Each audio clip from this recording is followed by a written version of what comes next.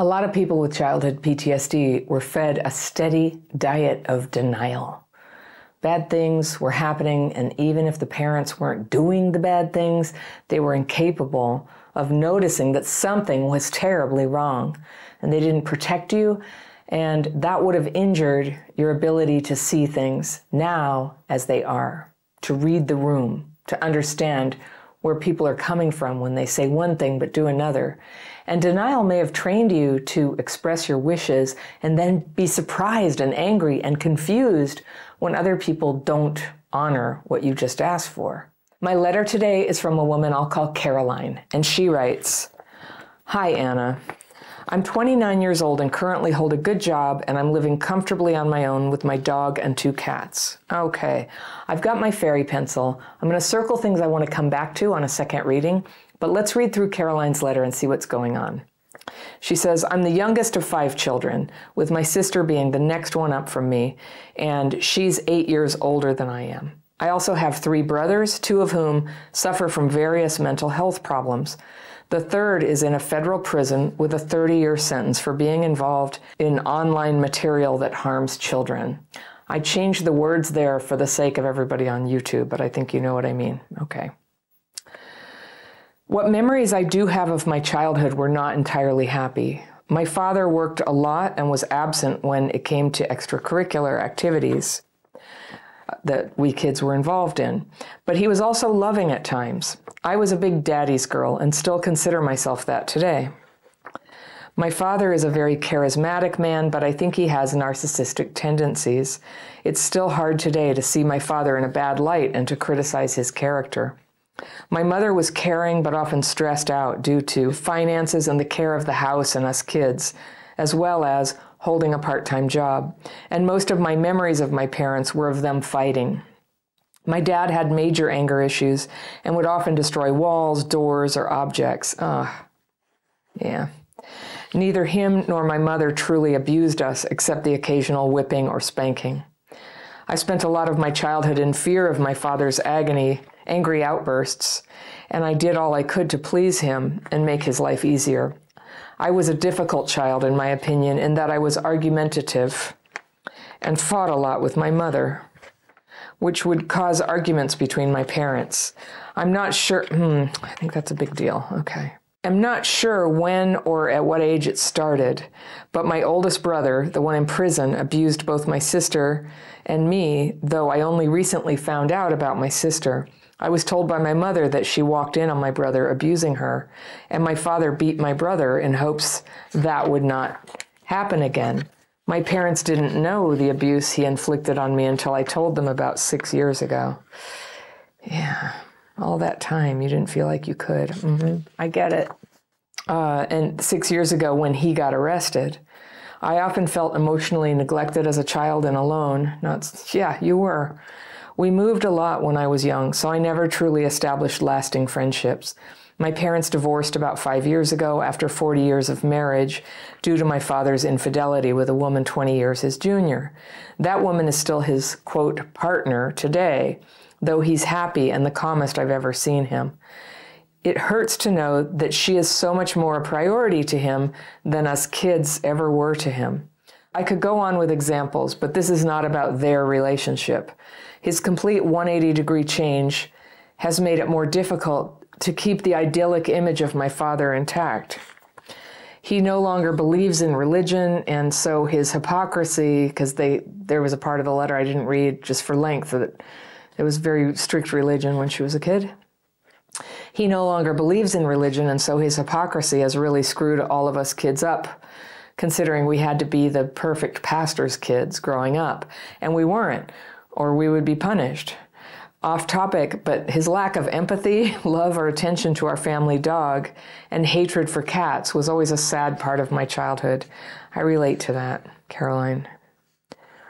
Yeah, it hits you later, doesn't it? Like if they would treat animals that way, what does that say? Kind of opens your eyes about your own treatment. However, he's now a cat lover because his girlfriend, who's still married, I might add. Oh, there you go. You're getting into their relationship. We're not going to go there. but she's living with him, is a huge cat lover and got him 2 cats of his own. And the relationship with my father now is rocky on my part because I still just try to please him and end up feeling rejected and abandoned by him. I've never had any successful romantic relationships, and friendships proved difficult in my younger adult years. I've watched enough of your videos, daily practice, and calls to now be able to name some of my issues.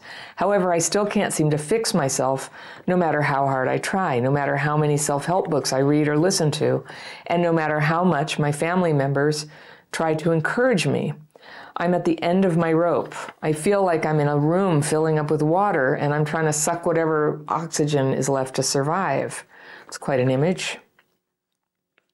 The most recent failed fling has really debilitated me in every facet of my life, and I'm so frustrated with myself. This guy, Tom, I met on a dating app, and it seems like he ticked all your green light boxes. She's talking about a free PDF that I have called Green Lights. It's signs to look for when you're first dating somebody. He is 12 years older than I am, but I tend to date older, and he arranged our first date at a very nice restaurant, and we hit it off instantly. It was simple dinner and then a hug goodbye, and since then we've been on 6 dates, all of which he initiated and planned. Unfortunately, I succumbed to my sexual urges on the second date with him. However, this was after I disclosed that I have an incurable but under control STD. He said that he respected me for telling him and knew that took a lot of courage. And he also said that he wants me to trust him and we don't have to rush anything. Boy, I screwed that up. No pun intended. Okay. I get it.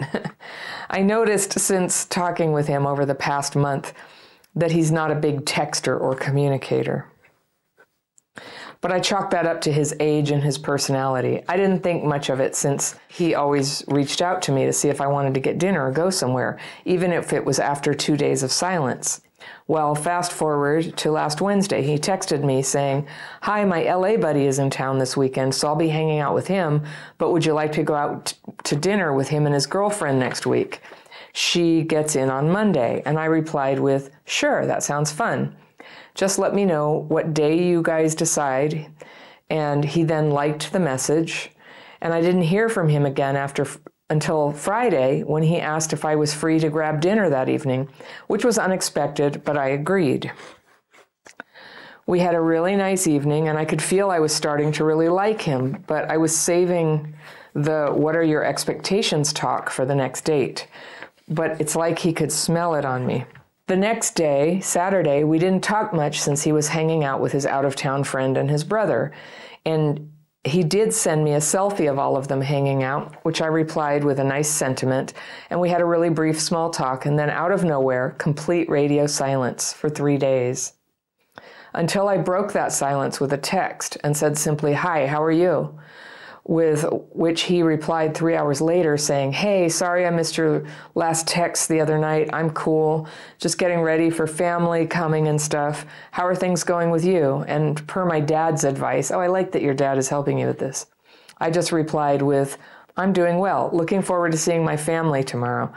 Hope you have a nice weekend." He loved my message, I guess a little heart, and said, "Hope you have a good weekend too. Enjoy the time with your family." And that was it. I haven't heard from him since then. Anna, I'm so baffled and have every emotion running in me that I'm driving myself mad and to self-harming. Uh-oh. Can't have that. I just don't understand how he can show such interest and then so easily ghost me out of nowhere, especially after we had such a nice time together just days before and he wanted me to meet his friend. I can't seem to think about anything else no matter how much I try to stay occupied. Why am I so stuck in this cycle that I can't seem to break? Why am I so distraught over a guy I barely know? Please help. Much love from Caroline. Okay, Caroline, I got you. Now, if you've watched a lot of my videos, I know on some level you know what I'm going to say, and you did catch it. You said you succumbed to your sexual urges. So you have CPTSD, it sounds like. And when you have sex, you attach to somebody even though it's only the second date. And just like neurologically, like I know this experience, we can't help it. Our mind just races ahead and constructs a relationship where we can land and feel at home. And it's something that we really are looking for and anticipating in our lives, but you cannot make it on a second date. You just can't. And so when you're wondering, like, how could somebody ghost you after everything being so nice? It's like, okay, I'm going to tell you something. It's called dating. Now, I don't agree with ghosting. And this, your letter to me came after it had just been a few days. So I don't know if you heard from him since then. But basically, he liked you, and then something happened that changed his feelings. And that is almost always going to happen for one or both people who go on a date or two. It's almost always going to happen. Like, you don't just date one person and live happily ever after. It takes time getting to know some different people. And then it really takes time to get to know one person. So I want to tell you, the purpose of dating isn't to, fill up your loneliness, even though it's kind of hard not to hope that it will do so, right? But you have to keep in mind what it's really for. It's to get to know people who in the future might be the one that you want to be with in the future. But you're not with them in the beginning. And because you're not with them, I don't think it's consistent with the values you've expressed here to be sleeping with them. Dating is a getting to know you thing. It's what it's for. And when you start noticing dating that somebody like doesn't respond for 3 days, or that thing where he said, we'll hang out with my friend, but it sounds like he just didn't follow up on that. Like something happened, but that's what happens. Did somebody else walk into his life from the past, or some new person? Did he, is he actually like bipolar and you don't know that about him yet? And he's going through a rough time? We don't know. But that's why it takes time to date people. It takes time to see what are they like under pressure? What are they like when people come to visit? And so as much as we can, we want to go very slow in the beginning and keep our heads grounded, and just like, I am just getting to know this person. They may be dating other people. They owe me nothing. We have agreed to eat dinner. We're going to talk. We're going to get to know each other. Now, there's flirty energy maybe. There's a romantic undercurrent. But if you have childhood PTSD and what you told me about your growing up, and I really could see where the pattern was set in the way you grew up. But if that's how you grew up, attachment is going to be like full of little nails and broken glass. And that is why we have to go so consciously towards relationships with people more than other people. I don't know how they date. I don't know how they do it. I don't know how they survive all the hookup culture stuff. If you have that attachment wound and you just naturally, it's just like, I don't know, people are so attractive, aren't they? Like, it just would be so great if you could just jump in. But it's always like this. The feelings that you're describing, I worry that you feel self-harming. Like, please don't. I'm here to just reassure you. This is just normal stuff. It's important to just psychologically set yourself up for a first date by just saying, nothing is riding on this. This is not the end-all be-all of my life. I'm getting to know somebody. And if I like this person, I will be open to a second date if that's how we both feel. And if I like the second date, I will be open to a third date. But you take it just very incrementally, very one step at a time. This is the deal. So here's what I saw from you growing up, is you got deprived of attention and love. Your mom was completely stressed out. Your dad was angry and absent. And then he goes off, with this new relationship. Now, if I can just give you a bit of advice about that, we don't really have a say over our parents' choice of relationship. And it's very, very common for somebody at a certain point in life to leave their past relationship and get into a new one. And if he's happier, it just sounds like it was possibly a good move. I never like for marriages to bust up, but after all your parents had been through, I would have guessed that they did all that with all the, raging and criticizing and fighting. He had anger issues. Sounds like he was a really unhappy person, and so was your mom. So it is possible sometimes for people to move on in a happy way. And then you say you were a difficult child and that you were argumentative and fought with your mom. So I just can't help but just wonder if on some level your girl spirit, your teenage, spirit, if you'll forgive the phrase, right, Nirvana song, But if that spirit in you was angry at your mom for allowing things to get so bad, that was the parent who was safe for you to be mad at. And I'd have been angry too. This was terrible. Most of all because of the abuse from your brother. They were oblivious to you. Oh my gosh, Caroline, they were oblivious. And I've heard there are some people who are very hateful and say, well, as a child, it's your fault because you didn't tell anybody. And they can't possibly understand what's at stake in telling parents about something like this when the parents are unstable and prone to get violent.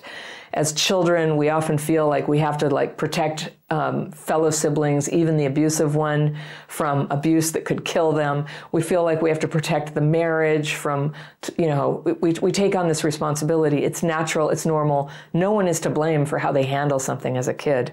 But of course you were mad at your parents, and I just think your mom was the safe one. And I see that all the time. We hold our anger at the one we can afford to be mad at, but over time, the more you reflect on what happened, it's like, wait, the nice parent, the daddy's girl dad, he was totally part of this, part of the neglect. And, I just have to tell you, your parents made a mistake thinking that because your dad beat your brother, that all was solved. And having raised kids myself, I could say it is possible for kids to have secrets, but the parent's job is to be so close with the kids that you can feel when something is wrong. You can feel it. You can feel when they're harboring some terrible shame or some injury. And you can get at that as a parent by saying, hey, how are you doing? It seems like you feel a little tense. And they will often say, especially in their teens, no, I'm fine, I'm fine. So I have this trick question. I go, how are you doing as a person? And often, my kids, during the lockdown, one of them was, already going to school in LA, and I couldn't see him for a long time. My younger son was living at home and couldn't see his friends for a long time.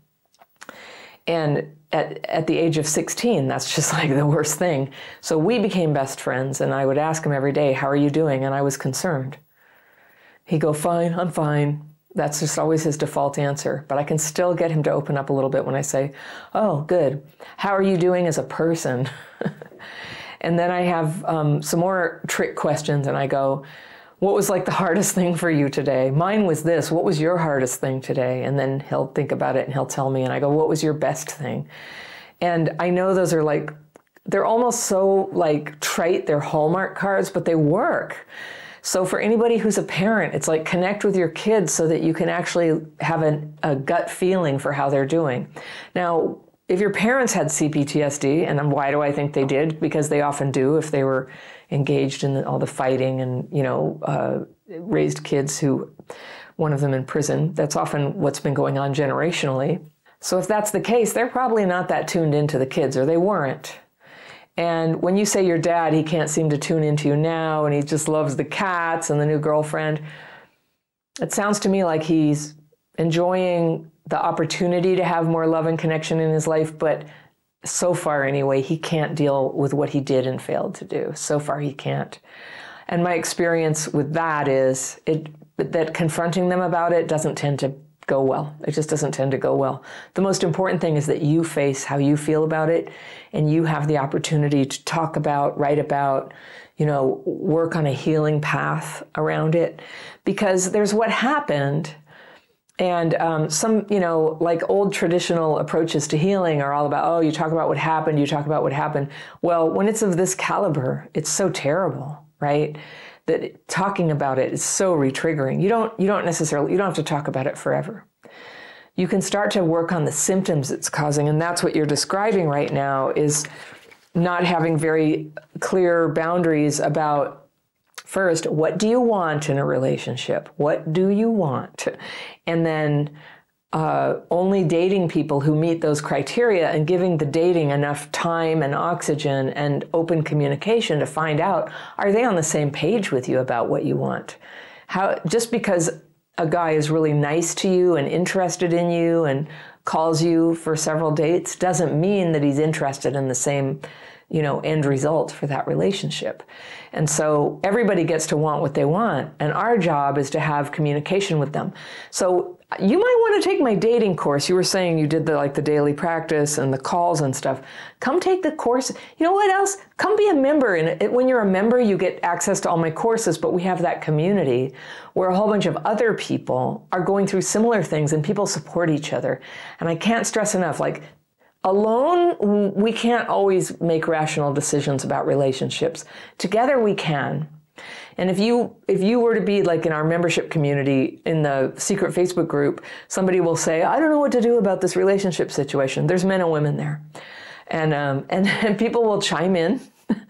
And if you ask for advice, we have a rule, no unsolicited advice. But if somebody says, what have you ever done if, you waited 3 days and they didn't text you back? And so you'll get a few opinions, you shouldn't deal with people at all, or you should call him, or, you'll get different opinions. You don't have to take all of them, but you get to feel the experience of just being another person with other people who struggle with this too.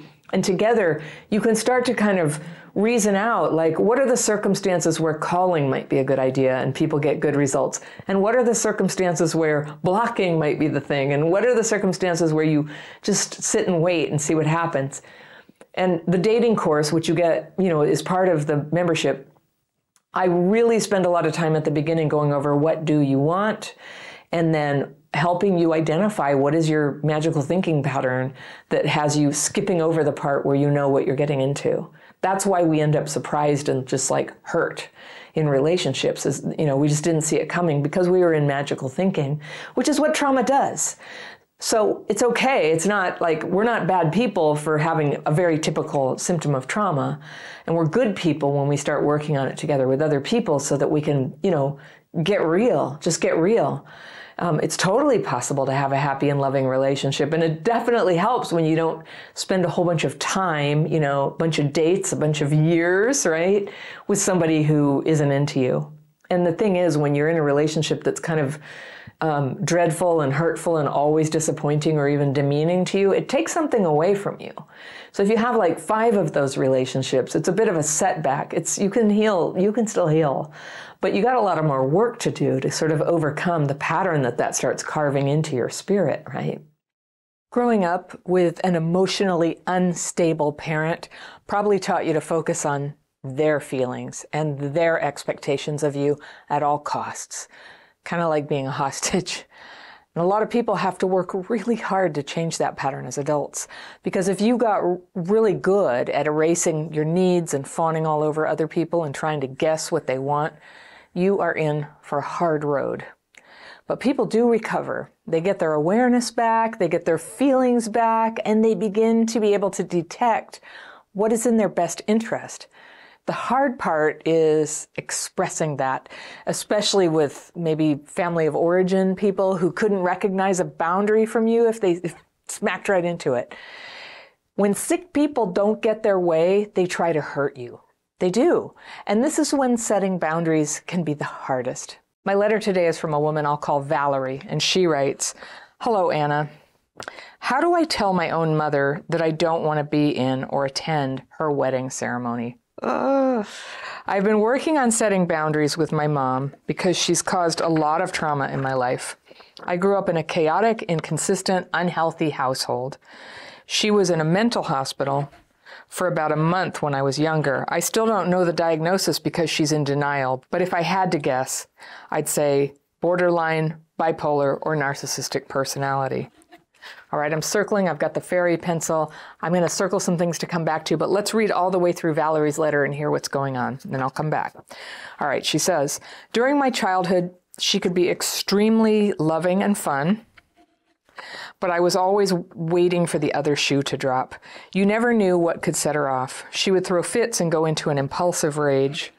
She would use anything and everything against you to hurt you. She was controlling and manipulative. All of her romantic relationships were codependent roller coasters. I began to see a pattern. She'd rush into a relationship, become unhealthily infatuated, prioritize them over anything, and then months later, she would vilify them and then take them back, and the cycle would start again. Many of her relationships involved physical abuse, and she dated a lot of addicts and recovering addicts. She eventually became a drug addict, and it spiraled over time. At the worst of it, she was homeless and unrecognizable. After failing attempts to help, I made the hard decision to completely cut her off. I went no contact for about 6 months and slowly let her back in as I saw that she became and stayed sober. She's now 4 years sober. I live several states away, so it's easy to keep my distance. We have slowly repaired our relationship, mainly over the phone. The underlying mental issues are still being ignored and remain a problem. I dread visiting because her behavior can still be manipulative, controlling, and unpredictable. I can't rely on her because I never know when she will snap and use anything and everything against me to hurt me. After getting sober, she continued rushing into relationships. She married for her 5th time after 3 months of knowing him. She took him on a trip to meet me, and then they were divorced in less than a year. I feel forcefully subjected to it all. As if I have to accept these strangers into my life just to have a relationship with my mom. It's exhausting. Every Christmas, it's a new guy, and sometimes their kids. I have nothing against these people, but it's my mom putting me through all of that that's the problem. This year, she's found a new guy and is engaged for her 6th time. This time, she's planning an entire wedding ceremony and reception. She's buying a wedding dress, renting a venue, inviting 50 people, the whole 9 yards. She asked me to be a bridesmaid. I'm to the point that I don't care what she does. I just hate being expected to have meaningful relationships with these strangers when I can't even trust how long they'll be around. I don't think I want to go to this wedding and pretend to be happy when it's only a reminder of how inconsistent and screwed up my childhood was. So now I only have a few months to decide whether or not I will suck it up and go to the wedding or break the news that I'm not going. Both options sound terrible. I don't want to hurt anyone's feelings by not going. I want my mom to be happy, just not at the expense of my sanity. For a lot of my life, I was subjected to my mom's craziness without a choice. And now that I'm an adult that can choose, I'd rather not be a part of it. Another factor I'm considering is it might cause gossip amongst my distant family members if I don't go. I don't think they know the whole story. I just want to figure out the best way to handle this without setting off a landmine because I know my mom will be upset and try to guilt trip me into going. How do I tell my mother that I don't want to attend? Okay, Valerie, I think I can help. What a hard situation. What a drag. You are so right. Bad options all around. So which bad option do you do here? All right, let's go through and I'll tell you what you said. You're working on setting boundaries with your mom. That's where you are right now in your healing. You're learning to set boundaries with somebody who can't deal with boundaries. But you do it for yourself, regardless of how she feels about it or does it. You set the boundaries that you would like to have. So she's caused a lot of trauma in your life. I get it. Chaotic, inconsistent, unhealthy household.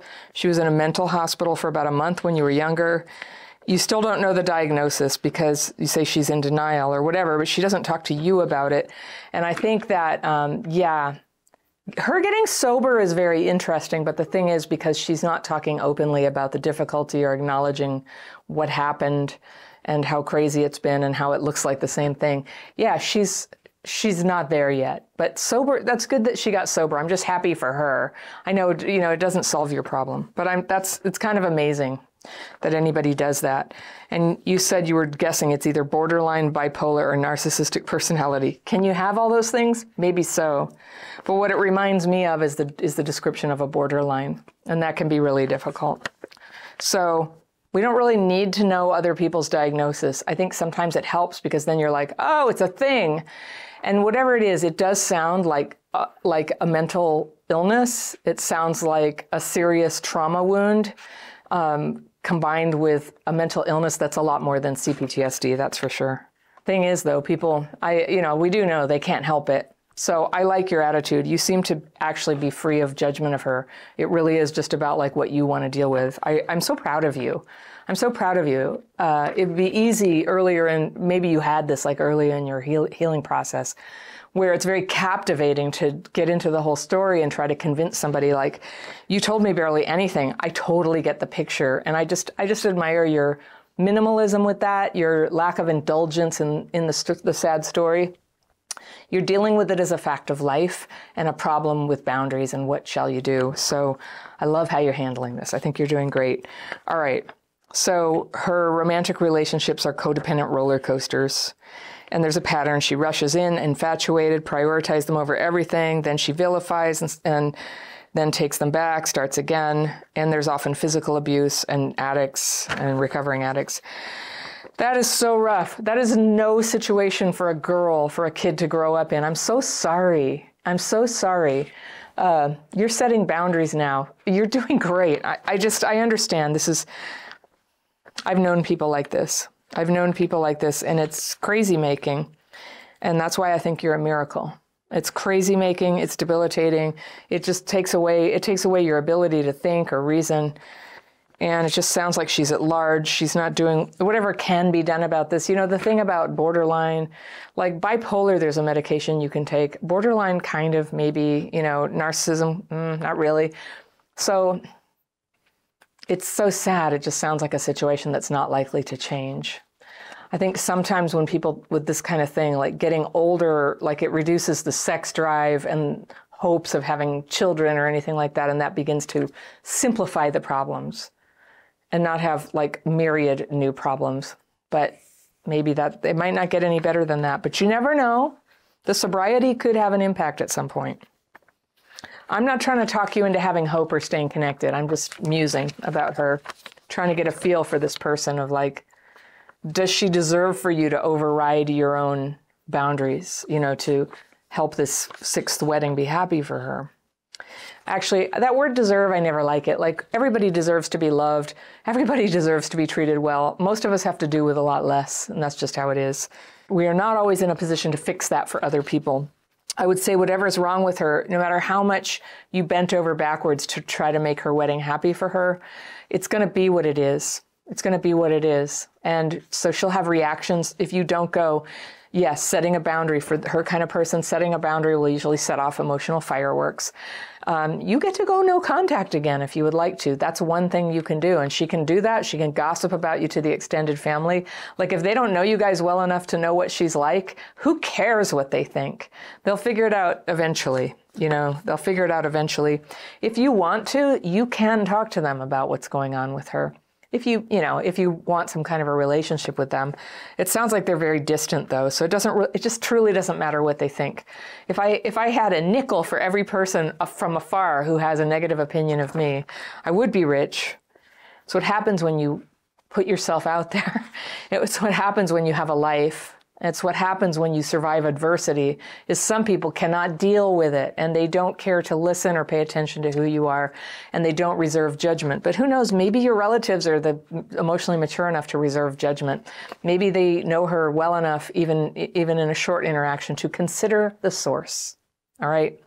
So if they know that this is her sixth wedding and they hear you didn't go, I tend to think they understand what that means and they would not judge you. Okay. They might be really cool and they don't judge anybody, but I just think if people are going to judge you for this, who cares about them? So that's not fair to you, though, if you love them and you want them in your life. I understand. It's hard. But I would not go to the wedding just so they're not mad at you or so they don't gossip about you. That's not a good reason to go. And I'm truly open to you going either way on this one. All right. You feel forcefully subjected to it. All right. That's what it feels like when somebody can't handle boundaries and guilts you and throws emotional fireworks over your decisions, and you're saying, you know what, I don't want to get dragged into this again. You know, we've been through this before. It brings up my old stuff. Everything you told me, I don't even think it's worth telling her about. It'll fall on ears that cannot hear it, that take it personally, that are lashing out. So you have a few months to decide. You don't like being reminded of how crappy your childhood was. So all right. I tend to think that don't go, but if you did want to go, I would say check out my daily practice so that you have a way to keep moving all the bad feelings and memories that come up. Just have a way in your hands that constantly, even at the wedding, even leading up to the wedding, every conversation you have with her, you can keep processing what comes up and keep moving it out of your head, onto the paper, down the assembly line, into the past. That's how it works. And have more neutrality to how she's acting right now. Because you know what happens over time. You've already come very far on this, I'm sure. You know, when you're in the middle of it, you're very reactive to the person's foibles. When you're a little farther down, you're just like, here we go again. Mom, yeah, okay. So you're a lot less, you know, freaked out about it. That doesn't mean you have to like it. That doesn't mean you have to pretend it's not happening. However, there's a certain etiquette for weddings. That at weddings, you don't go, it's not the place to bring up anything or to try to dramatize that you're kind of there, but you're not taking any of this. It's not the place to do it. Like if you can't go there and basically just kind of act like it's a happy day for her, don't go. Don't go. and you truly don't have to do that. I get it. I get it that it's important to her. Like in her mind, this is really it. This is really the one. And she wants you there. I get it. Like that's her reality. And it will feel to her probably like, finally she gets it right with somebody and you weren't there and it's so terrible. But you know the drill. You know the drill. I'm just going to tell you, you are not responsible to make this feel okay for her. You're not responsible to act any way that you don't feel. But if you don't feel good, don't go. It's not polite to go to somebody's wedding and let them see on your face and your aloofness that you're not happy. That's not cool. It's better not to go. And if you need to, cut off contact for a period of time. Give it a year. She'll be single again. It'll be over. I don't know. Does that mean? Maybe. But it just sounds like it's a very dramatic situation that's not going to resolve. And of course it affects you. And I'm really proud of the recovery that you have. And I know it's a complicated question. If only it were so simple as you just cut off people who trouble you and then you can recover. It's not really so simple, is it? You know, it's your mom. It's your roots. It's where you come from. So it's possible sometimes to set boundaries and not have it be forever and not, you know, that these boundaries are renegotiable by you as things go forward. Maybe you have more neutrality toward her. Maybe her continuing sobriety, she gets a little more perspective on things and has a little bit more capacity. I kind of don't think that's where it's headed, but it's worth giving it I don't know, you know, I'll put it out there. That could, if that happens, that would be a way that the whole dynamic could change. But the way this dynamic is definitely, it is like dragging around a weight when you're trying to recover. And if you're not there yet, I mean, you sound pretty far along the way, but sometimes what recovery is saying, I'm not going to do this anymore. I just don't want to. I like how I feel when I don't participate in this stuff. And then, okay, so then if you don't go and you're going to feel guilty, again, daily practice. I'm resentful at myself because I have fear. I should have gone to the wedding. Fear I'm so mean. Fear her feelings are hurt. You get these feelings on paper. Some of them may end up becoming quite focused and serious for you. Some of them, they just go downstream like leaves. It's nothing. You don't have to know what are the important thoughts here, but you start processing the distress thoughts that come up using this tool. And if you can, getting support from other people who use this technique, who listen to you and just keep validating good, you know, keep moving forward. And sometimes your answers come to you. With less fear and resentment, the answers come to you. And I can just really hear in your situation, I'm just support you either way. I could see either way.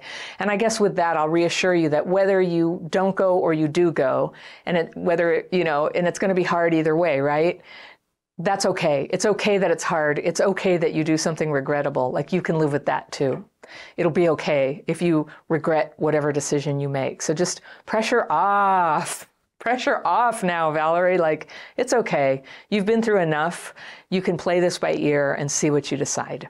Okay, I hope that helps. Some people get consumed by narcissistic loved ones they're trying to stay connected with. Other people get off the treadmill by cutting them off entirely, going no contact. But a lot of people are in the middle with a mix of concern and a desire to help, with total exasperation and feeling drained and fed up with the narcissist's endless demands for attention and free labor, for that matter. There is a way to keep an eye on relatives who, left to their own devices, would consume all your time and energy. But to protect yourself, you need a powerful strategy that only a child of a narcissist would know. My letter today is from a woman I'll call Steph, and she writes, "Dear Anna, I'm writing to ask for advice about setting limits and boundaries with a very difficult family member." I've got my fairy pencil. I'm going to circle things I want to come back to, but let's go through and see what's happening in Steph's life. She says, "Here's some background. Both of my parents came from abusive alcoholic families. Neither of them ever dealt with the trauma, and unsurprisingly, they divorced when I was very young. I was raised by my mother, and we only saw my dad every few months. He remarried shortly after the divorce, and he wasn't really part of my childhood. His way of dealing with his trauma was to become hyper-intellectual, and although he was smart and very well educated, he was emotionally volatile and couldn't hold down a job." Oh yeah, okay. "By the time I was 9, he had quit working altogether, and he was being supported by his new wife so that he could dedicate himself to being a great thinker. My mother and I were pretty much in constant conflict. She was the queen of inappropriate, boundaryless behavior, much of it sexual in nature. And by the time I was in my mid-20s, I'd pretty much cut off contact with her, at which point I decided to try to connect with my father, which in retrospect was a big mistake." All right, trigger warning. There is going to be a violent act in this letter, so if that's hard for you, you are warned. But gosh, this family, oh my gosh, the story. So here's what happened. "I have been living with a man who had a drug and alcohol problem, and by the time I left him, I was broke and in debt. To my father's credit, he, or probably more accurately, his wife, who's my stepmother, since he had no independent source of income, bailed me out and even helped me with a down payment on a house." So I'm thinking that the stepmom must have some money, because it was just her, right? He wasn't working. "The deal we had was that in exchange for the financial help, I'd agree to help him self-publish his book online," and she puts book in quotes. "His book was basically a crackpot scientific theory based on no real evidence, which was a little bit crazy, but whatever. Well, I helped him publish the book online, designed the cover and illustrations, yada, yada, yada. Deal with the devil, huh? But one book quickly morphed into 5 or 6. I'm sorry, but it's just such classic and so narcissistic. Okay, all equally crackpot and crazy, along with a number of painfully bad short stories. I helped him publish all of them, but as one might guess, he didn't attract any readers, and his demands for help just kept increasing. He wanted a blog, but he wanted me to write and maintain it. He wanted me to attend writers' circles on his behalf. He wanted to attend writers' circles on his behalf. Oh gosh, that takes the cake. He wanted me to help him found his own religion based on his crazy ideas, etc. Pretty soon he was pressuring me to quit my job and become his full-time, quote, literary agent, which I wanted no part of. The demands for help weren't just about his writing, it was everything. Yet the more I tried to help him, the more he would sabotage my efforts. My stepmother was equally problematic, very pushy, demanding, and manipulative.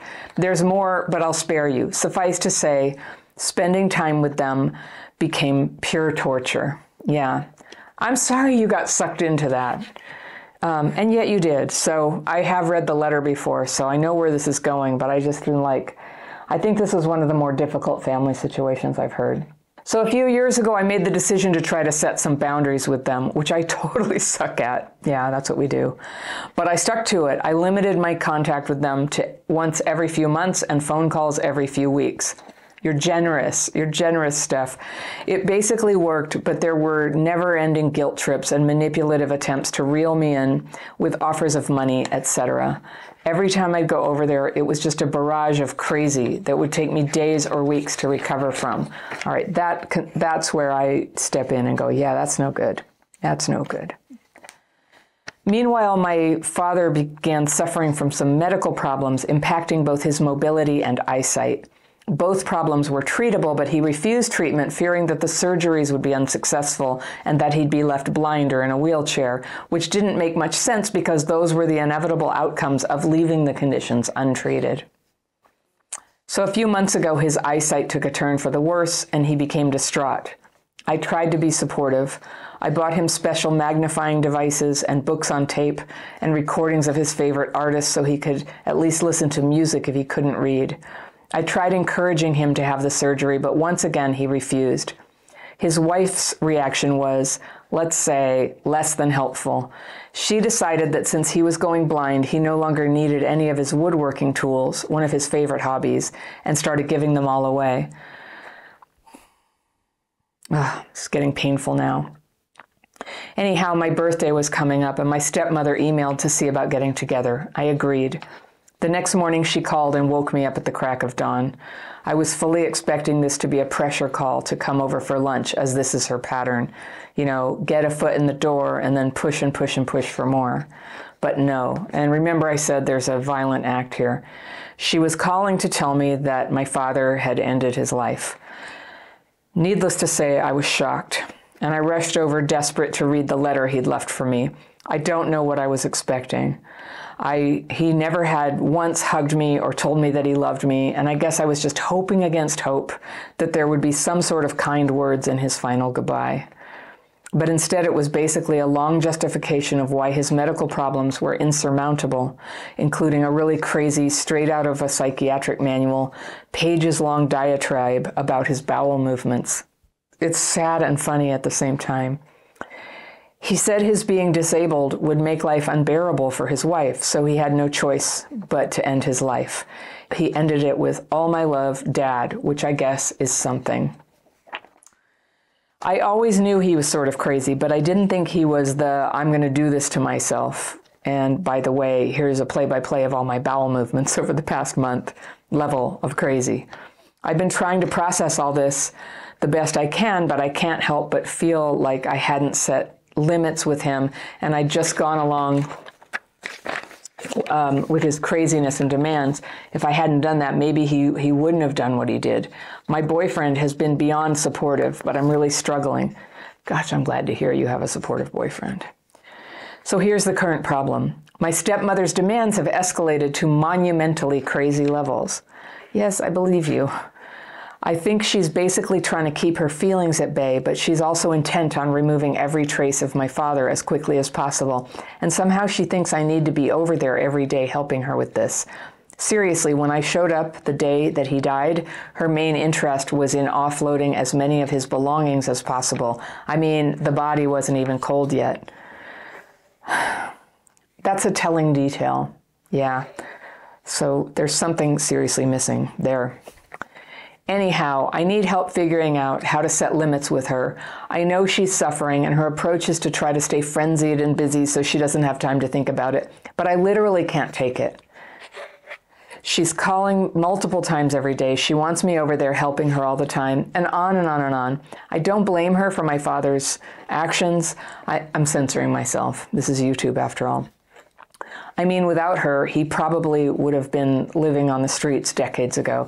But honestly, I don't have a lot of warm feelings towards her at the moment, and she's so frenetic and crazy that I can't even get a word in edgewise when I'm over there. And it's not like she asks for my help. She just says things like, "I need you to come over and help me with blah, blah, blah. Please be here at noon tomorrow." I really, really don't want to establish a precedent where it's now my job to take care of her. I am with you on this. But given recent events, I'm a bit afraid that she might harm herself too. Or maybe that's just wishful thinking on my part. As my boyfriend put it, she's not the kind of person who does that. She's the kind who drives others to do it. He keeps telling me that it's not my responsibility to take care of her and that I simply need to say no. But somehow it just isn't that easy. Any way you slice it, the pressure is pretty intense right now. How do I deal with this? The way I feel at the moment, I just want to run away, move to another continent, and never see her again. But of course, that isn't an option. I'm exhausted and sad and angry and grieving, and I also have a job and a life of my own to deal with. I'd be grateful for any advice or insights you could offer. Okay, Steph. Wow. What a life that you have lived, and what a situation has befallen you, and how good you are at expressing it and trying to show up for it, but also deciding that you need to set some boundaries. I'm with you all the way. And I understand how complicated it is. And you don't have to listen to people who are black and white about it. Like, you have to forgive them, or you have to cut contact. You don't have to do anything. You can take it one day at a time. I just want to tell you, my first suggestion to you is however you handle this, go ahead and handle it one day at a time. So today, maybe you don't have contact with her. That doesn't mean you're not going to tomorrow, but you'll decide that tomorrow. And if you have to, you can break it down to 1 hour at a time. So I teach this technique called ninja boundaries. And one of the things, so those of us with trauma, and you clearly grew up with trauma all your life, and now you've just gone through an adult trauma. And heads up, adult trauma, when it kicks up and you already had underlying childhood trauma, it has a way of it lets the genie out of the bottle. It breaks down the healthy compartmentalization you might have had against some old childhood stuff, so that it doesn't just tear your life down. So you're vulnerable right now. I am so on your side to guard your space, to guard your time, to guard your obligation to help this person. So may I present to you the possibility that you choose a percentage from day to day of how much you'll deal with it, somewhere between 0 and 100%, and that it can change from day to day, but mostly that you keep it at somewhere around 12%, that you never give your all to helping this woman, that about 12% is a reasonable average during this period of intense grief. At any time, if you need to just cut contact, you get to do that. Just hold that option open. Like, when you know that you can set a boundary, you can more confidently follow, you feel like, I just want to be there. I kind of want to help her through this. I can't stand her, but I need to help her.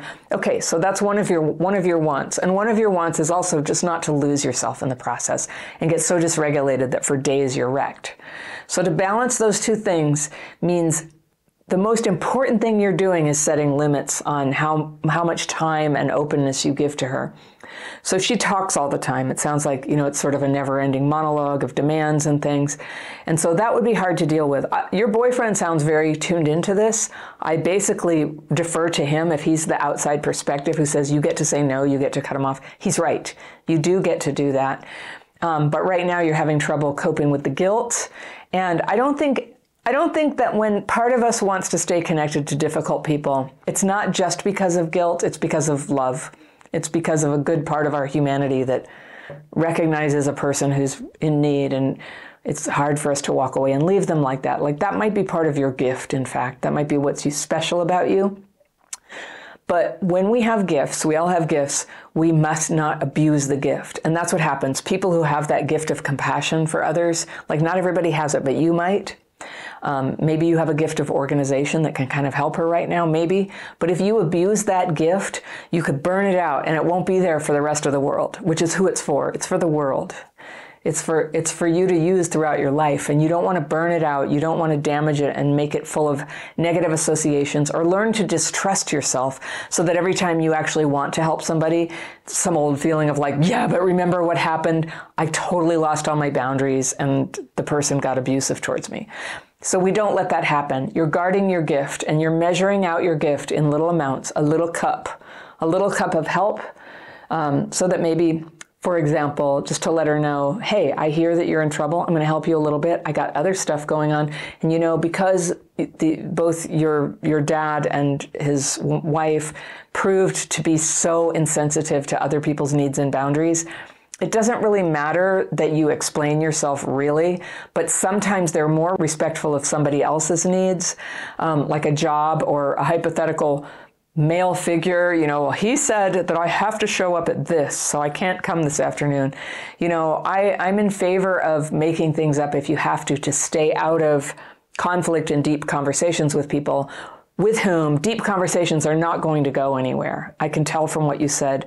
That's not really an outcome that happens with them, but they need to eat and they're suffering and they're old. And so there you are, very kindly giving them 12% help, not 100% help, 12% help.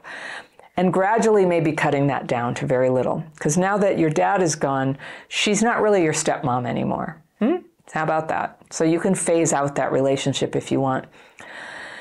You're not the only person in my life who has a really difficult mother who they worry about terribly, or father, who they worry about, are they going to be okay? And it's such a dilemma. There is no easy answer to how do we care for somebody who is unable to care for themselves and still take care of ourselves. There's no easy answer. So there's one answer, and it's boundaries. So I think that your boyfriend is somebody who can support you in thinking through, like this is what, I follow this food program, and when I'm tempted to just eat a bunch of sugar and flour and, just lose myself in food, it helps me to talk to another person and say, so tomorrow, this is my plan. I'm going to eat this for breakfast. I'm going to eat this for lunch. I'm going to have it for dinner. I don't have to do that, but it helps me.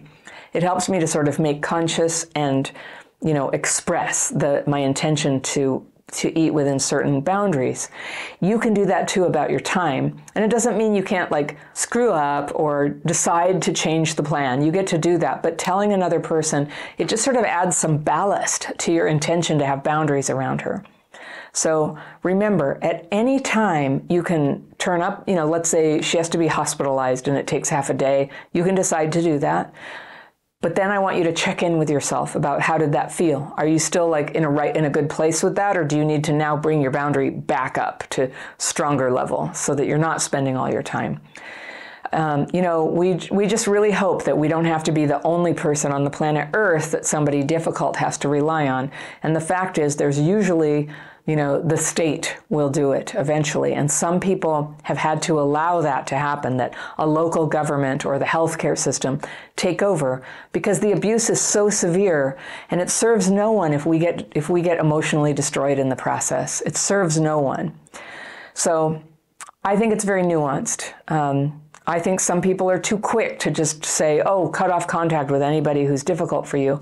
I think families are, we only get one, well, maybe two if we start a new one, maybe three if we have many spouses. So there are people we're going to love and care for in our lives, but the people who we're really close to, they're rare, and it deserves extra effort. So if the effort is on your boundaries and a one day at a time approach, there's a way you can do this. Sometimes close friendships fall apart. And even though you try to work on them and accommodate the other person's quirks, their behavior drives you crazy. You try talking about it, but it only leads to more fighting. You try ignoring the problem, but it only gets worse. And after a while, you can't tell if they're the unreasonable one or you are. So then what do? In this video, I respond to a letter from a woman I'll call Elena, and she writes, "Dear Fairy, I'm 30 years old. For almost 6 years, I was best friends with another student I met studying abroad. We moved back to the countries where we originally studied, but I visited her often wherever she lived at the moment."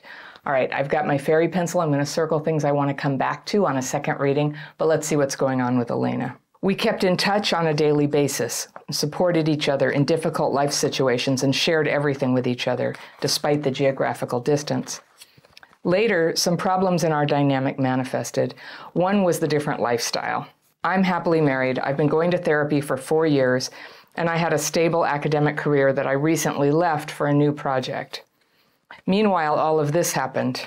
I observed my friend cheating on her romantic partners, but never taking accountability for her actions. Instead, she got angry when called out by her lovers and friends, all while feeling spiritually enlightened and superior through yoga and meditation. I also observed that it was very important to her to always be more attractive than other women, even close female friends. Obviously, even when I supported her, she could feel my disapproval or uneasiness with how she treats other people. Understandably, she distanced herself from me and shared less and less. Things got worse. Every time she traveled to Europe, where I live, she became unreliable in her planning, so that she never actually visited me, but only other people who could keep up with her sudden, 'I'm here, where are you?' Only when I visited her, it worked out. When I complained about this beforehand, because I really wanted to receive her, have her visit me, she said I gave her too much pressure. She even argued I was impatient and explosive. For context, she grew up fatherless with a very explosive mother, and she often projected that trauma onto me. So whenever I expressed I was hurt or worried, she shut down, immediately calling me aggressive. I have to add here that most people in my life perceive me as to be self-critical, and it's reflected in my communication, beating myself up and feeling constant guilt. Also, no one else ever had a problem visiting me from abroad and staying communicative during the conflict. Last time she came to Europe, she was as chaotic as always, and this time I told her that I can't accept how she's more reliable with men who casually use her for sex. With their time, she is respectful instead of being reliable with me, who is actually waiting for her and always being there. She asked me to keep quiet. Stop it, she repeated. I then told her I can't keep up a friendship like this and that I would like to find either real closure ending the friendship or a mature conversation about our problems, not something in between. She acted as if the very clear expression of my needs was totally cryptic. That offended me the most since I know how to express myself clearly. So I told her I give up trying to be communicative and that it's on her now to tell me what can be done. Because of this, she stonewalled me without any warning or explanation. I wrote another email to her, again trying to either reflect the conflict with her or end the friendship on clear terms. Okay, so ultimatum. But she went on holidays with other friends, enjoying her life, telling me she had no other choice because we were not on good terms. She said it was her birthday week, so she had the right to have fun, and that therefore I was the problem for even mentioning the conflict. She even laughingly told me she understands why some people in the past abandoned me. But for me, a healthy friendship is a space where conflict and pain can be addressed and where criticism, in her words, judgment, is no taboo, even during a birthday or holiday week. But I know a lot of people don't allow any criticism in friendships. What do you think about that? What is friendship if not a safe space even within criticism? I'm really never allowed to comment on someone's behavior toward me while still holding their hand. Even when I doubted or seemingly ended our friendship, I would never just disappear without a word, but always keep a door open for closure or repair. And I always explained myself, but in the end, she gave me the silent treatment for 10 more months. Only interrupted by uninvested, lazy answers that came out of nowhere. When I told her that stonewalling is abusive, she picked that out from my long, otherwise loving email, telling me how insulting that is, how I am the real stonewaller, and how I have no softness. In her perspective, whenever I express concerns, what actually happens is that I have anger issues and that I'm very judgmental. There is no way for her that my feelings might have reasons she could have anything to do with. She perceives herself as a very soft-spoken, calm person who never judges, and she feels superior because of that. But in fact, I was the one waiting for months, not knowing if she would ever call me back to have a reciprocal understanding. She only briefly showed up whenever she wanted, otherwise ignoring me just like that. She never felt it's a bad thing. Isn't that aggressive behavior too? She was only able to engage in a small forced conversation with me when I delivered the narcissistic supplies she needed. Ooh, that's quite a label. Okay. Telling her how perfect she is. Strangely, she then accused me of the very things she herself did: stonewalling, bad communication skills, lack of accountability. Then she started gaslighting me into believing that she already said sorry, not even knowing what for. When I know for a fact she never said sorry, but only if I just accepted all of this gaslighting like a submission-beaten dog. Whoa, heavy words. She would finally feel safe with me and talk to me again. That's where I couldn't take it anymore and truly gave up. The friendship is now over. I start to believe that for her, it might have been about power, not closeness. I'd love to hear your insights on the following question. Do I have a warped sense of friendship because of my own trauma, where my parents kept avoiding healthy communication, so that nowadays I falsely assume one has to talk about conflicts at all costs? All right. Thank you, Elena. This is a quality question, and I think a lot of people here share this. And I think a lot of us have been in your shoes, and a lot of us have had friends like your friend. So I circled things I wanted to come back to. So let me first talk about your friend. She lives in the moment. She cheats on her partners. She doesn't seem to take accountability for her actions. So I guess what you're saying is she cheats but doesn't show remorse. And she feels that she's enlightened and superior through yoga and meditation. Somehow I think that might be like what you see in her, but I don't know if she's actually said, look, I'm better than everybody because I do yoga and meditation. I totally know what you're talking about, but because we want to understand what's going on here and possibly what your role in it is, I'm going to just kind of say, well, I hear a lot of your anger in this, and I don't blame you for being angry, but I'll just say where I hear it there. You're trying to say, like, matter-of-factly, she just feels superior because of what she does. And you may have seen some of my videos about how New Age myths can, like, keep you single. It is a way that people can gaslight themselves, you know, with this, it's all good, and I go with the wind, and I'm just, you know, you're too much in your head stuff. That if I'm reading between the lines, your friend is basically criticizing you for not having the same values, and then going on to say, hey, but I don't judge you. All right. There might be a little bit of that going on both sides, though. But before we talk about your part in it, which is the part that you can change, I'm just going to tell you what I observe and what you told me. So even when you supported her, she could feel my disapproval or uneasiness with how she treats other people. And so she distanced herself. And so one thing that I think might be unrealistic here is that it sounds a little bit like a lover's quarrel, and I know you're just friends, and you're married, but it sounds like you have this, it's as if you've taken a vow. In your mind, it's as if she's taken a vow to like you just as much as you like her, and to be there for you just as much as you are there for her. And she's not. She keeps just saying, look, I'm not like that. I go with the wind. I'm doing my own thing. I can't be pinned down. I can't say for certain if I'm going to visit you. And it reminds me a little bit, forgive me, it reminds me a little bit of my relationship with my mother when she was still alive. She lived in another state. She would come to my, town and to visit a friend of hers. And one time she stayed all summer and she just like never made time to see me.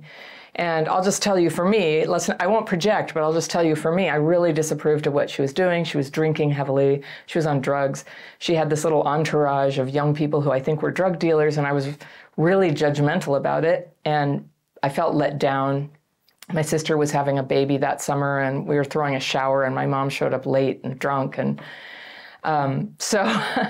so she kind of iced me out of her life, but she would never say like she was doing that. So I couldn't help but wonder if, she's so deeply engaged in stuff that she knows darn well is not okay with you, that she just doesn't want to hear what you think about it, so she hides from you. She doesn't want to hear what you think about her boyfriend patterns and her lack of accountability and the woo-woo stuff she says to justify her behavior. And so I've had a lot of time. My mom's been gone for 30 years now. I've had a lot of time to think about it. And honestly, I regret being so judgmental on her. Since then, I've learned a lot about her alcoholism. Your friend, it sounds like, I don't know, maybe a sex addict or something. Trauma-driven. I can see she's trauma-driven. And she sounds very self-centered or selfish. Not being considerate of your time and your plans, which is a lot like an alcoholic, actually. But I think sometimes when people are doing that, either, you had said narcissistic supply. She could be a narcissist, and which would mean she's not capable of being any other way, or she could be some kind of addict to relationships or substances, in which case, at least right now, she's not capable of being any other way. And so this is something I've learned with people who are just stuck like that.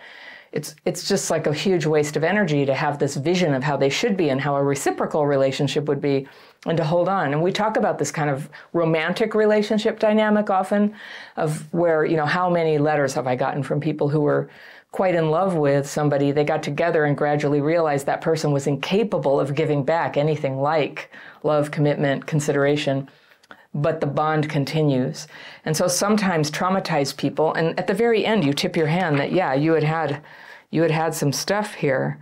Your parents avoided healthy communication. So I don't know much about your childhood, but the way that you're sort of leaping to, I'm her good friend, why is she not mine? I hear in a lot of stuff she says that she's, if we, I'm going to borrow language from romantic relationships, she's just not that into you. She doesn't seem very committed to the friendship. She maybe doesn't want to let you down, or she wants to sort of keep keep some kind of tether on the relationship so it doesn't completely go away, but she doesn't want to.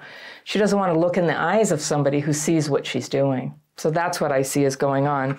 And for somebody like that, yes, your criticism, and you say, can't you criticize a friend? It's like, you can, and you have. And she has basically told you, look, I don't care that you feel that way. I'm not going to change. It's your problem. That's kind of what she's saying. And so how I see it from the outside is, yeah, that's the message for you to sit with and go, how do you want to proceed now? And I think you don't want to be friends with somebody who does that. But I also hear you continuing to hold out hope that this can be repaired. Let me just talk about some stuff that you said that I think might have triggered things a little bit, just so you can learn from this experience, and possibly one day there will be, some repair. We'll see. So it's where you judge her for thinking she's superior. So she's got her, her spirituality, her yoga and meditation, and she aspires at least to not be judgmental. And she wants to be a free spirit. And it's actually like everybody has a choice of how they want to be. And even if she's like lying to people and cheating on them, that is very unseemly, but it's not a felony. And it's really just up to you whether you want to be friends with somebody like that. You've registered your displeasure about it. And beyond that, it's up to you to decide, do you accept her? It sounds like what you're waiting for is for her to apologize to you for doing things that make you feel hurt and disappointed, and then she'll change and you can have the friendship. But I just think she's pretty much okay with herself where she is. And we know that behind the scenes, I'm sure there's a lot of pain there. But I've been in her shoes too. Sometimes, when we're doing something wrong, we just don't want people to look at us. We don't want to look at them in the eye. So when you said she grew up fatherless with a very explosive mother, that does explain it. Projected her trauma, maybe. I don't have background on why you think so. It sounds like her trauma is just playing out in her life. I certainly hear that. So whenever I expressed I was hurt or worried, she shut down, immediately calling me aggressive. And so I wasn't there, and I can't hear your tone, but I'll just tell you about something you can decide for yourself if you think it applies to you. I have this word I made up after a friend kept expressing concern for me about stuff that was actually not a problem. And it was very weird. And I made up the word concern shaming. And it was really like a backhanded way to criticize me and go, well, it was a time I was going through a hard time. It was early in my marriage, and we were having a hard time settling into, we were having power struggles and connection, struggles. Felt like he wasn't paying enough attention. He felt like I was demanding too much, and stuff that in the scheme of things is kind of a normal thing in a marriage, and certainly in the first part where you're figuring out how it all is going to work. And so I was feeling down about it, and my friend said, I'm just very concerned about you. You're always so down. And it wasn't true that I was always so down. There was nothing to be concerned about. It was just my life, and I was confiding in my friend. And I was really hurt about that. And sure enough, what soon followed is she just totally severed the relationship. And never has explained why. I think she thinks she did. She sort of said, well, I just couldn't go on. I have no idea what that was about. We had been very close. But when I look back, I would say that person was had a very weak identity. The center wasn't there. I think that I have had a pretty strong self-identity for a pretty long time. And so people more recently in my life, if they didn't have one, I think whenever we're around people who are stronger like that, there's a risk that we'll just try to be like them or get their approval, or, this approval game. And I think women play this game with each other. I fit in with you. I approve of you. You're my friend. I like you. We dislike them, but we like each other. And that's a thing that it's toxic. It's normal, but it's toxic, and it always leads to like in-out games. And you guys are having an in-out game. You don't like how she lives. I thought it was interesting that she perceives you as aggressive when you expressed you were hurt or worried, and she said it was aggressive. Now, with my friend, I felt it was aggressive too, and to this day, I don't think she understands that. But I thought it was critical, and it wasn't direct or honest. Because really what she could have said is, I just don't like what you're doing. How you are right now is not okay with me. That's the truth of it. So there is a time to express concern for people if they seem to be struggling or going off the rails or getting into trouble, about to get catfished and lose all their money. It's fair to express concern to friends, but I would just say it never goes well, and especially if you haven't used the most kindest, most delicate way of putting it with them, with the least amount of information necessary to explain what the concern is. That's what I've learned about people. And the way I grew up, it was like no communication or total explosion at home. So I relate to you and your friend in that respect.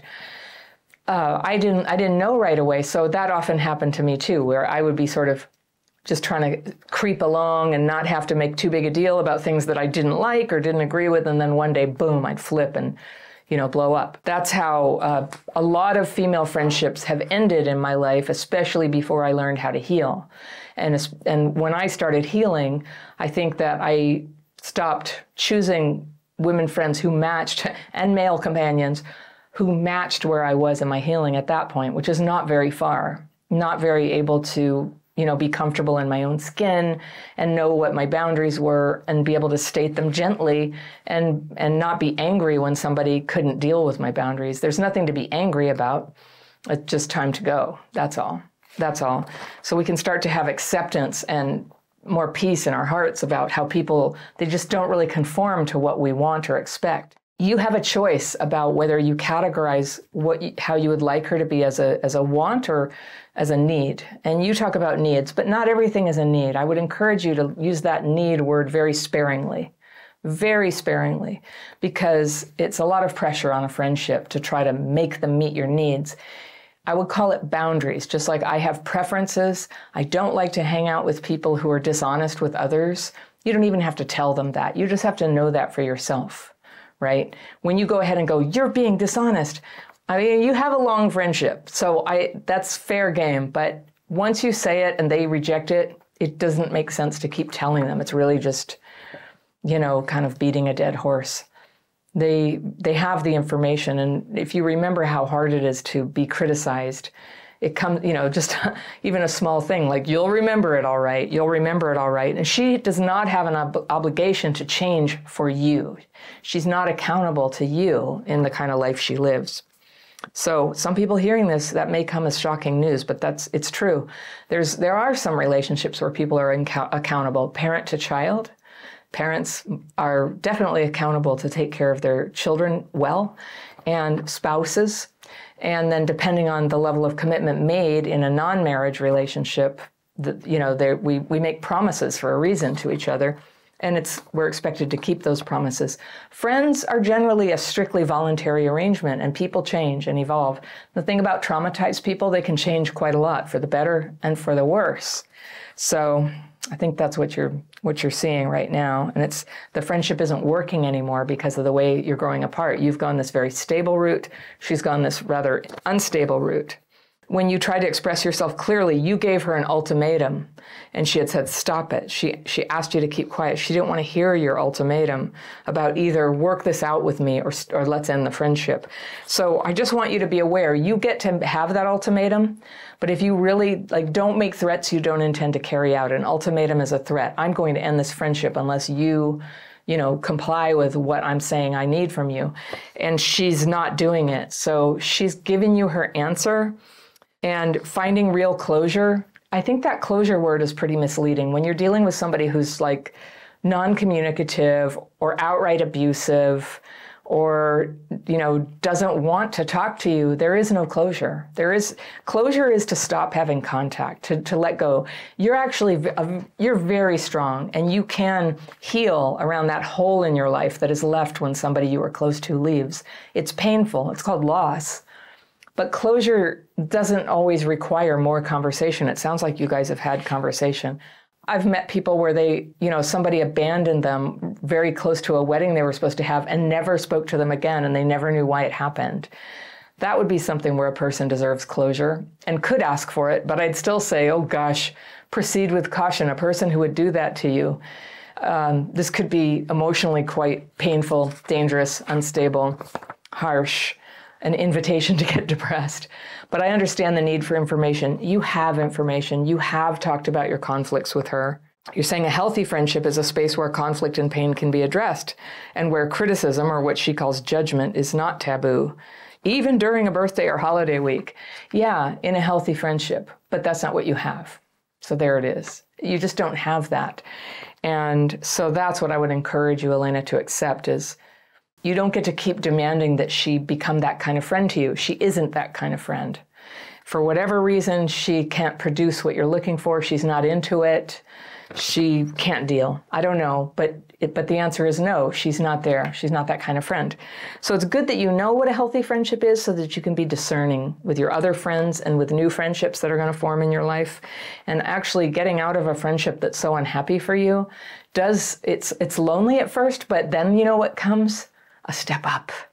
A step up. You learn something, you have some space in your life, and something better can happen. So that's really exciting. I heard you say, am I never really allowed to comment on someone's behavior toward me while still holding their hand? So what I hear is she's not asking you to hold her hand. And you're holding her hand. You want the friendship. And you want her to change.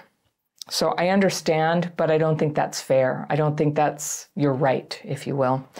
And she's given you her answer with her flippant non-answer. Yeah, so some of the things that she said to you, you could just discard what she said if you want, but it might be worth looking at in a safe way with a therapist or a friend who really does love you, or your husband.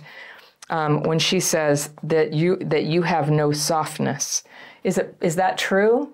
It could, maybe. I think softness is a lifelong skill we develop, not weakness, but basically a kind heart where we have compassion even towards people who are screwing up.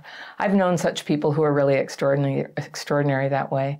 I can be that way towards people I don't know, but in my life, when people let me down, it's hard for me to be soft-hearted. I get a reflex to be hard-hearted and be like, this has to be this way. So I relate to you, but I know that I am not as soft as I would like to be with people I love. Another thing you said about she thinks she's superior. So that's when that part where you feel that she thinks she's superior, whether she said so or not, that's resentment. And it's okay that you feel resentful, but one thing you can do to start setting yourself free from dwelling on this and kind of churning in your mind about it is to start facing that resentment. And my tool for that is the daily practice techniques.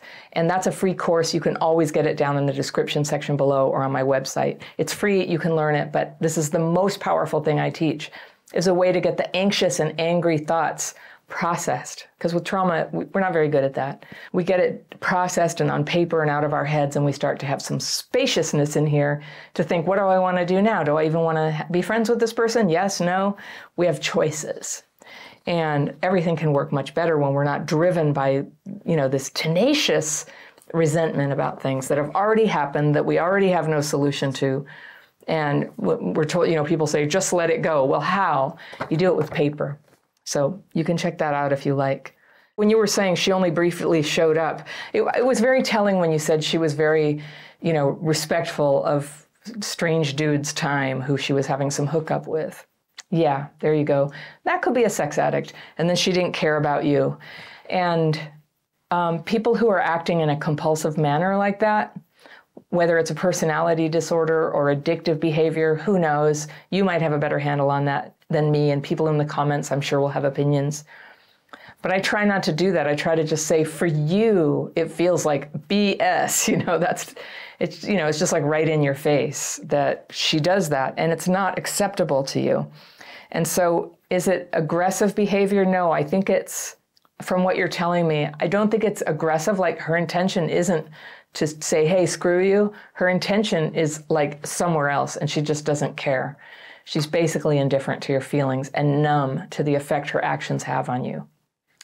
Sadly, but that's what happens with traumatized people who haven't healed yet. So I hear a lot of anger here of talking about she gaslit you, narcissistic supply, gaslighting like a submissive, beaten dog, that you accepted all the gaslighting. So I hear a lot of self-attack, and that's what you said you do.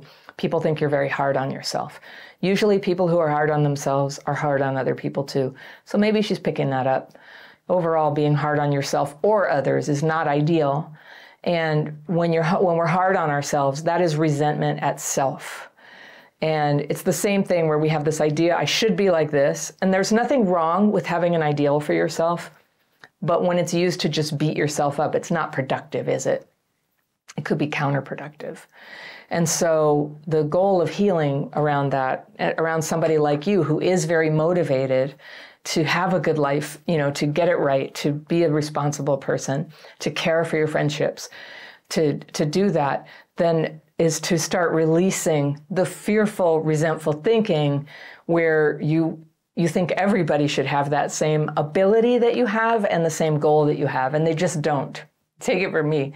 And I used to, I've been humbled a little bit. I won't assume that's true for you, but I've been humbled. I used to think that in so many ways I had it go, I just was more accomplished or organized than other people, but time soon came and showed me, the trauma came and got me in the end, and I wasn't more accomplished or organized than other people. And I remember the slow process of just realizing that even, people who I didn't used to think had it very together at all, had it more together than me. And so in the end, that's been a softening experience. I think that's what softness is. It's humility to realize there's goodness and humanity in everybody, but that doesn't mean we have to be friends with them. We can be kind, we can be tolerant, but that doesn't mean we have to let them come stay at our house or go take vacations with them. So I hope that helps you. I don't think she wanted power. I think she wants something that is unrelated to you. That's my take on it. She doesn't want power. She's chasing love, and she's chasing a feeling of being okay and not empty. And she's sort of just like crashing over everything in her path. I've been there. And I'm grateful to all the people who didn't totally cut me out of their life forever, but they sure did for a while, and that's okay. That was fair. So I hope this is helpful to you and to many people listening to this.